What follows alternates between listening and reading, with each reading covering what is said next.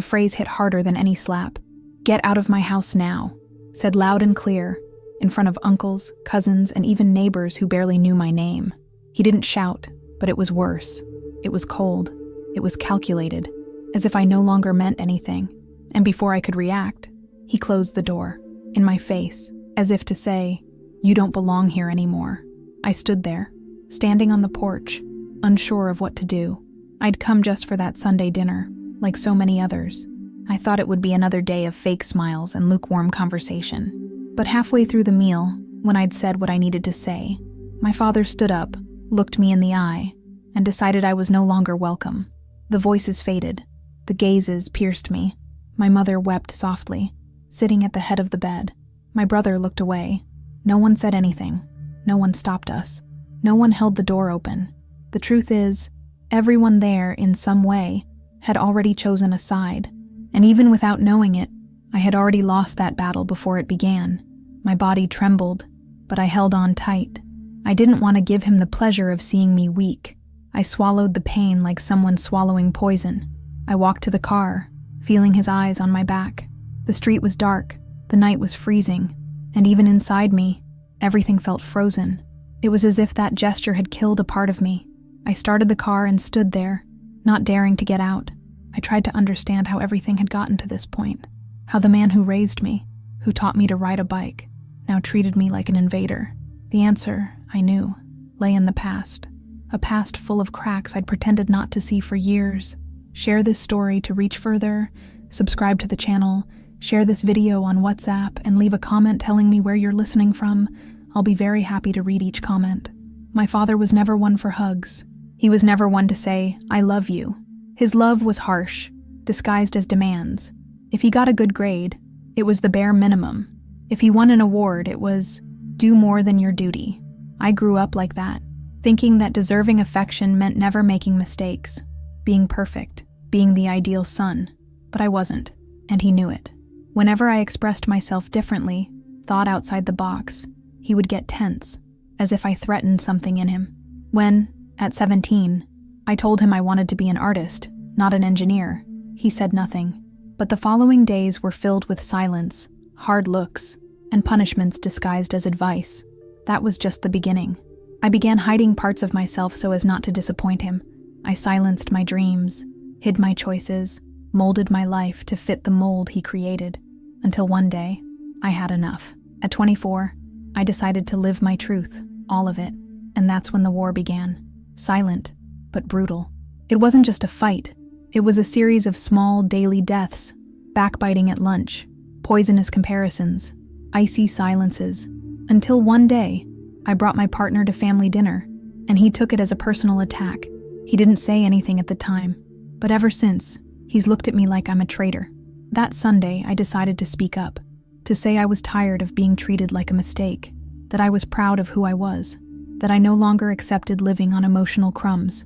And that's when he got up from the table, looked at me and said, "Get out of my house now," and he closed the door. That night I drove aimlessly. The streets all looked the same. The headlights, the streetlights, the passing cars, everything blurred by anger, sadness, and exhaustion. His words rang in my head like an endless echo. "Get out of my house now." It was more than an order. It was an expulsion from history itself. I stopped at an empty gas station, sat in the back seat of the car, and cried. I cried with my whole body, a muffled, dirty cry, coming from a place you didn't even know existed. It wasn't just about my father. It was about a lifetime of trying to be accepted, a lifetime of trying to fit into a space that was never mine. I called my partner. He answered immediately. I couldn't speak. I just took a deep breath, trying to hold back the lump in my throat. He didn't ask anything. He just said, "I'm coming to get you." And in that moment, I realized that even though I'd been rejected by the one who raised me, I wasn't completely alone. There was still someone who chose to stay. As I waited, I found myself reliving it all. The childhood filled with orders, the adolescence with no room for vulnerability, the punishments for disrespect that were actually just differing opinions, the math tests that mattered more than my feelings. And now, at 27, there I was, expelled for simply being me. But there was something different about that pain. For the first time, it didn't shrink me. It pushed me. It made me see that maybe, yes, I had lost a father, but maybe I had found myself as a son of my own, as someone who no longer accepts living in fear of love, being conditioned by silence. The next morning, the family group was ablaze. Aunts were commenting. Cousins were asking what had happened. One wrote, "You pushed too hard. He's your father." Another said, "You could have avoided this drama." No one cared about how I was doing. They just wanted to save face, protect the patriarch. My mother sent me a crying audio message. He said he didn't know what to do, that he loved me, but I couldn't go against him, that things were complicated. This destroyed me more than the expulsion. I expected my father's silence, but I didn't expect my mother's inaction, the one who said I was the light of her life. I felt like I was being thrown out, not only of the house, but of the entire structure that had shaped me. I was now the problem relative, the one who takes everything personally, the one who ruins the mood. Within hours, I became a topic, no longer a family member, a mistake to be discussed behind screens.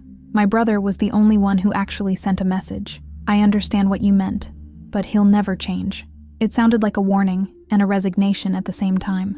He'd lived his whole life molding himself. I was the first to break the script, and like every break, it came with a price. Expensive, high, lonely. But even with all that, I had no regrets. For the first time, I had said what I needed to say. For the first time, I stopped being a character in their story and became the author of my own, even if it cost me my last name, my seat at the table, and the fake hugs and Christmas photos. After all this, I began to realize that house was never really mine. I lived there, but I didn't belong. Every corner had rules. Every gesture had to be measured. Every word could be used against me. I grew up walking on eggshells, as if their love depended on who I pretended to be. I began to remember the small acts of violence, the disapproving looks when I cried, the swallow-it remarks when I showed fear, the jokes at mealtimes about my weird way of dressing, speaking, and being, and the silence that always followed, as if I were a decorative problem. The cruelest thing is that, even with all this, I still wanted his approval. It was a blind, childish, irrational quest. Something inside me believed that if I tried a little harder, if I explained myself better, he would look at me with pride. But that moment never came, and that Sunday, confirmation came, would never come. I spent days trying to understand why it hurt so much.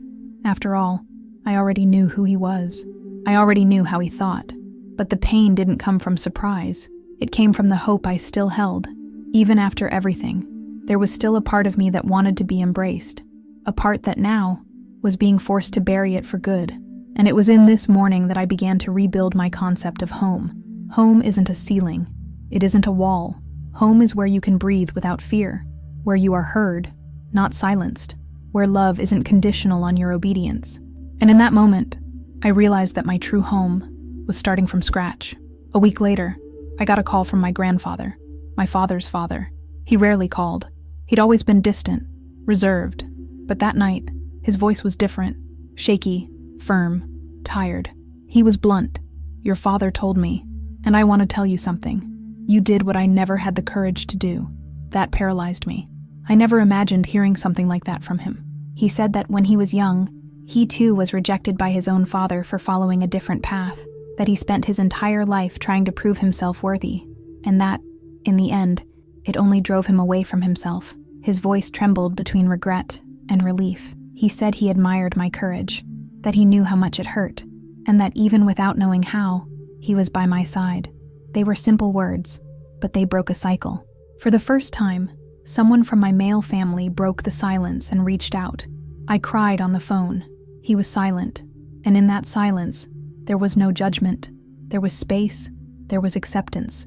It was the first time I felt heard by a man in my family without having to mold me, without having to be half of me, and that changed something deep inside me. After the call, I stared at the ceiling in my room for hours, thinking about how many men live and die trapped in this cycle of pride and repression, and how perhaps I was breaking something much bigger than just my relationship with my father. Maybe I was opening a door for future generations to breathe easier. In the days that followed, the pain turned into something else. It turned into anger, a dry, contained rage that silently took over my body. I found myself arguing with him in my mind, imagining confrontations that never happened. I recreated the moment of expulsion with new words, new attitudes, but it was all just fantasy. This anger wasn't because he'd kicked me out. It was because of everything that came before, for all the times he'd silenced me with a look, for all the years he'd taught me that love must be earned, that pride only comes when you erase parts of who you are. I'd inherited his silence, and now I was trying to unlearn it. I started writing, letters I never delivered, texts I tore up. But writing was a way to express what my voice couldn't. I wrote about childhood, about silent dinners, about jokes that cut like a knife, about the pain of being loved only as much as I pretended. I realized I no longer wanted to convince anyone of anything. Not my father, not my uncles, not my cousins. It wasn't about them anymore. It was about me, about rebuilding the self-esteem that had been ripped away piece by piece, about healing wounds I didn't even know were open until they were ripped out with words. And it was in this anger, transformed into writing, that I found the strength, not to confront again, but to move forward with clarity. Clarity about who I am, clarity about where I want to be, clarity about who deserves to be by my side. And my father, in that moment, was not one of those people. Christmas came, the first without an invitation, the first in which my name didn't appear in any conversation. The family home was packed, as I could see from Instagram photos of cousins and uncles. And there he was, my father, smiling as if nothing had happened, as if I had never existed. It hurt, not because I wanted to be there, but because it was like being erased from history, as if my presence were an easily replaceable detail. One less chair at the table, one less laugh in the room, the absence no one comments on, but everyone notices, the kind of silence that screams louder than any words. I spent the day with my partner and some close friends. We had a simple dinner, we exchanged gifts, and, for the first time, there was affection without tension, smiles without fear. There, surrounded by people who chose me unconditionally, I understood the true meaning of the word family, but that didn't erase the emptiness. It only taught us how to live with it, because there are spaces only a father can fill, and when he chooses to be absent, the hole doesn't close, it just transforms. And you learn to move on with him. You learn to love with the scar. You learn to smile without hiding your longing. That Christmas, I wrote a sentence in my diary. I exist, even when they try to erase me. And existing completely is my greatest act of resistance. It was simple, but true. And it was from there that I began to rebuild what he tried to destroy. Weeks passed without any messages, any calls, but his silence became a kind of constant noise inside my head. It wasn't just absence. It was a kind of toxic presence that stayed with me, even without him saying a word. He continued to control the environment, even outside of my life. The people around me stopped talking about it, as if the situation had become taboo, and that only made everything more suffocating. I felt trapped in an emotional limbo, neither rejected outright nor accepted back, just frozen, suspended, waiting for something I already knew wouldn't come. I began to wonder if, somehow, he thought he was right, that kicking out his own son was a firm man's move, that keeping the door closed was an act of authority. But deep down, I knew. It wasn't firmness. It was fear. Fear of facing a son he never knew how to love as he was. This thought sparked a new anger in me, but also an unexpected compassion, because despite everything, I understood that my father was also a victim of an upbringing that stifled emotions, that treated love as currency, that taught that vulnerability was weakness. But understanding is not excusing. And that's when I made an internal decision. I wasn't going to wait any longer, not for an apology, not for an attempt at reconciliation, because living waiting for recognition from someone who doesn't know how to recognize themselves is a prison, and I was ready to walk out, through the front door, with my head held high. At the turn of the year, I wrote a letter, not to apologize, not to provoke, but to make my feelings clear. I wrote calmly, without anger, only the truth. I said everything I'd kept bottled up for years. I told how I felt as a child, about the nights I cried silently, about the constant fear of not being enough. I also said that, despite everything, I didn't hate him, that there was still a part of me that remembered the good times, the time he taught me to tie my shoelaces, the trips to the market, the Sundays watching football, but that these memories didn't erase the wounds, and that I wasn't going to pretend everything was okay anymore. I told him I didn't want war, that I didn't expect him to change overnight. I just wanted him to know who I am, not the idealized son, but the real me, with all the parts he tried to hide. and that if he ever wanted to talk, the doors to my heart would be open. But the key was no longer in his hands. I mailed the letter, return receipt requested. He received it, confirmed, but he never responded. Not a single line, not a single message, not a single sign. It was a heavy silence, but not unexpected. Part of me already knew it would be like this. The letter wasn't meant for him to reply. It was meant for me to stop carrying this weight, and it worked. That letter was the end of a painful chapter, and the beginning of another, where I no longer needed to beg for anyone's love, where my worth no longer depended on the acceptance of those who had cast me out, where my story was no longer written with inherited ink, but with the truth of my own voice. Life didn't stop. Time didn't freeze because of my father's rejection. The rent was still due. The alarm clock rang early. Commitments continued. But inside me, it felt like something had died. I went to work, smiled at colleagues, feigned strength, but deep down, I carried an invisible grief. A grief for someone who still breathed, but had chosen to erase me as a son. And that hurt more than physical death. I began to immerse myself in my routine with more determination than before. I threw myself into projects, into my studies, into the small joys of everyday life. I went to therapy every week, trying to sort out the emotional mess that had built up since the day of my expulsion. I uncovered old traumas, wounds that weren't just my father's, but also my own. I realized how I was taught to accept crumbs and smile, how I learned that love means suffering in silence, and how that needed to end. Meanwhile, my relationship with my partner grew deeper.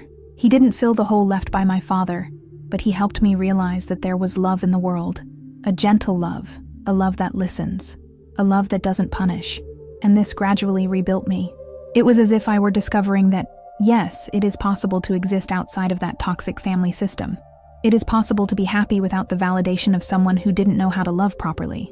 I also began to meet other people like me, friends, acquaintances, even online followers who identified with the pain of family rejection. People who were cast out for being who they are. People who heard, "I don't recognize you anymore," simply for having the courage to live their truth. And this created something new within me, belonging. For the first time, I felt part of a chosen family, people who don't share blood, but share scars. And it was in this process that I understood. My father's absence shaped me, yes, but it doesn't define me. What defines me is what I do with that absence, whether it breaks me or builds me, whether it embitters me or strengthens me. And I chose, with pain, with tears, with failures, to become someone who doesn't repeat the cycle, someone who welcomes, who listens, who loves without demanding that the other person be erased, someone who, even when rejected, continues to love with dignity. I didn't expect to see him so soon. It was an ordinary afternoon, a quick shopping trip at some supermarket. I was in the checkout line when I heard that firm, unmistakable voice behind me. My body froze before my mind registered it. I turned slowly, and there he was. Older, more tired, but with that same look of someone who weighs the weight of the world on their shoulders and takes it out on others. He saw me too, and for a second, the world stopped. The exchange of glances lasted less than 3 seconds but carried a lifetime. There was no smile, no wave, just eye contact. And in that moment, I understood everything. I understood that he was hurt too, that rigidity was the only way he knew how to survive. That "get out of my house" wasn't just about me, but about his pain, his limitations, his ghosts. This didn't erase the pain he'd caused me, but it explained it. He was the first to look away. He grabbed what he needed and left. I stood there, my chest boiling. I didn't chase him. I didn't shout. I didn't demand anything, because in that moment, I realized I didn't need this anymore. The absence of an apology no longer held me back. The reunion I'd so long imagined, full of conversations and tears, didn't happen. And yet, I felt a strange peace. It was like facing a ghost, and no longer feeling afraid. I returned home pensive, not out of regret, but out of a certain final mourning, as if that moment were the symbolic closing of a door I'd never been able to lock. Now it was done. He'd gone his own way, and I mine. 2 strangers with blood ties, 2 worlds that had touched for years, and now, finally, could break free from each other. That night, I wrote another letter, but this time, not to him. I wrote it to myself, to remind myself of everything I've overcome, of everything I'm yet to build, that I'm enough, even though I've been thrown out, that sometimes being kicked out of a place is the first step to finally finding your way home. My house. The biggest turning point within me didn't happen in a reunion, nor in a decisive conversation. It happened in silence. The moment I, alone in my room, understood that perhaps never I would receive what I thought I needed to heal. No, I'm sorry. No contrite hugs. No gestures of reconciliation. None of it would come. And yet, I could choose peace. This realization broke me. I cried again. Not from sadness, but from release. It was as if I'd carried an anchor in my chest for years, waiting for someone to come along and release the chain. But in that moment, I realized the key had always been with me. I could stop waiting. I could free myself. And that is real forgiveness. Not the one that absolves, but the one that breaks the emotional dependence on pain. Forgiving, in my case, wasn't about accepting. It was about stopping fighting the past. It was about allowing it to be what it was, without letting it define everything that was yet to come. I didn't need my father to understand me to be whole. I didn't need him to acknowledge his mistake so I could stop being a mistake. I just needed to choose to stop bleeding from a wound he no longer remembered inflicting. I began to rebuild my self-esteem more strongly. I began to speak with my true voice, to look at myself in the mirror with less guilt. I created new spaces of affection with friends, with my art, with people who vibrate on the same frequency of freedom. I began to understand that my value lies not in what others have given me, but in what I decide to cultivate every day, even after the pain. And on this journey, I realized something I never imagined. I felt compassion for him, a man trapped in an old mold, suffocated by the fear of appearing weak, unable to offer the love he himself didn't receive. This doesn't diminish what he did, but it freed me from wanting him to be different. Because now I know, the change I expected from him, I made in myself. Months later, I returned to the street where I grew up, not to look for anything, just to look from the outside. The house was still the same, the faded paint, the unkempt garden, the porch where I'd so often waited for him to come home from work. I stood across the street for a while, in silence, observing that place that, for so long, had been a symbol of fear, pressure, and rejection. I thought about everything I'd experienced there, the birthdays without hugs, the conversations that never happened, the fears I'd swallowed in silence. But I also remembered the good times, the smells of my mother's cooking, the sounds of laughter on sunny Sundays. The house wasn't just pain, it was where my true self tried to be born, even though it was constantly being pruned. I closed my eyes for a few seconds and took a deep breath. I no longer felt hatred, nor resentment, just a peaceful emptiness, an emotional space that had previously been filled with noise. It was as if my body was saying, "You survived, now you can go." And that's exactly what I did. I turned my back. I walked down the sidewalk without looking back, as if closing a cycle with dignity. On the way home, I felt something I hadn't felt in a long time. Lightness. For the first time, I felt like I owned my story. For the first time, I understood that I wasn't a rejected son. I was a whole man, and more than that, an example for others who have also been cast out, from their home, their family, from other people's narratives, and who need to know, we can start over, and start over beautifully. That house is behind me, but today, where I live, there's another house, small, but full of love, full of voices, laughter, respect. It's where I can be whole, where go away has been replaced by stay if you want, where doors open and don't close in our faces. And this house, this one, I can call home. If you've made it this far, breathing deeply, with a tight chest, perhaps with a few tears trapped or streaming, then you understand. This story isn't just about me. It's not just about a father who told his son to leave home. It's about all the people who have felt rejected for who they are, who have been told, "You don't belong here," who have been excluded, silenced, pushed into the corner, and yet, they resisted. The pain of being expelled from a place that should be the safest in the world is indescribable. Your parents' house should be a home, not a battlefield. But when that happens, you have two choices. Either spend your life trying to get back, begging for scraps, or learn to build your own ground. Firm, solid, true. And that's what I did. Afraid, scarred, but courageous.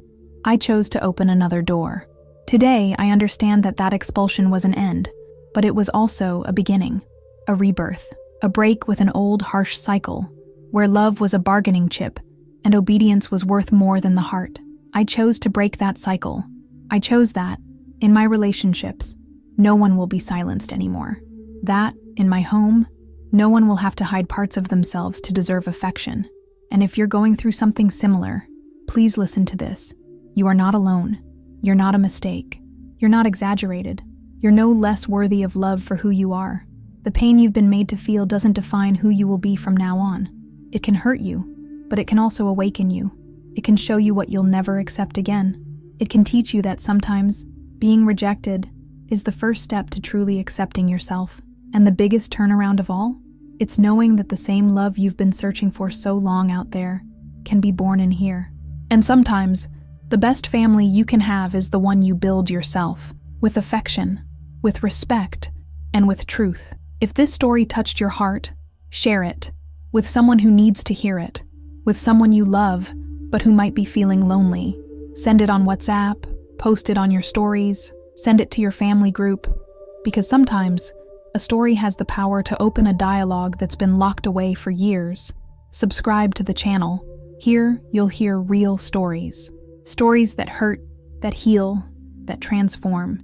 Stories that don't have fairy tale happy endings, but rather powerful and human new beginnings. Every week, a new voice, a new scar, a new beginning. Like this video if it made sense to you. Not because of an algorithm, but because it shows me that there are people on the other side feeling, reflecting, experiencing this with me. Activate the bell so you don't miss the next chapters of real life. Because as you saw today, real life hurts, yes, but it's also where the most beautiful reunions live. And now tell me in the comments, where are you watching from? Did this story remind you of anyone? Have you ever been rejected for who you are? I want to read every story, respond to every account, feel with you. This channel is a safe space, and it exists because you exist, because your voice matters, and because here, no one will send you away because of who you are. Thank you for staying this far. We do not choose pain, but what do we do with it? It's our choice, and you just took a huge step just by listening to the end. See you in the next video, with more truth, with more courage, and above all, with an open heart. See you then.